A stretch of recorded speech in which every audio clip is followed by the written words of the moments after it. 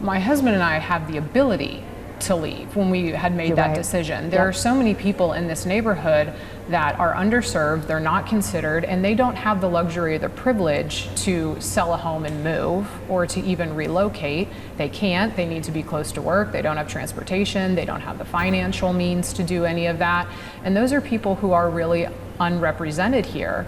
I'm not the only person that this has ever happened to, and because of the tragedy of losing a community pillar, and I think in the violent manner that it occurred, there is a lot of attention on this. But I'm not going to pretend like for a minute that I'm the only victim in this city. That would be absurd. There are so many people that this has happened to, and the murderer has not been apprehended. That person is still out there. They don't have the resources available to them. They don't have the community standing behind them.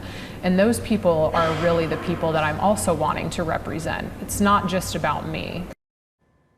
So that is just part of Tricia Mackey's interview with Sarah Herringer that you saw only on Fox 19 Now yesterday. Sarah is the wife of Patrick Herringer, an OTR business owner and veteran who was killed inside his own home when police say a man broke in earlier this month. The suspect in that case has since been identified as Mordecai Black, who authorities say had been released from prison in January with an electronic monitor after serving nearly 8 years of a 10-year sentence for beating a man in a downtown robbery.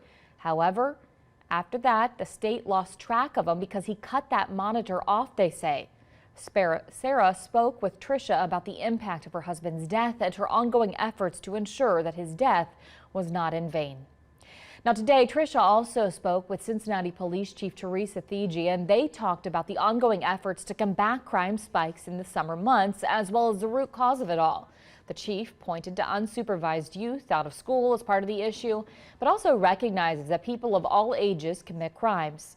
She says residents, they want to feel safe when they venture out, and this summer the department is launching a roving task force called the Streets Crime Task Force. It's a group of officers working together to address crime hotspots. How do you make more officers, if you're down 150, visible in those places, and at what time of the day do you do it? Yeah. So that's kind of the theory that we use to pull this task force together. Okay. So these officers are coming from, each of our 4 districts already had a small contingent of officers, what we call our violent crime squad. Okay.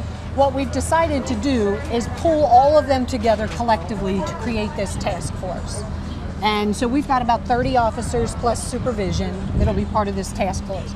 But to your point, how do you make people feel safe? You're right, they want to see an officer. We do not, even if we were at full complement, we do not have the luxury of having an officer on every corner walking up and down every single street. That's where we have to use where the data is going to tell us to go. So Tricia also asked the chief about her efforts to build up the Cincinnati Police Department through a lateral class. That's a program that allows certified officers to join the Cincinnati Police Department, even from other states.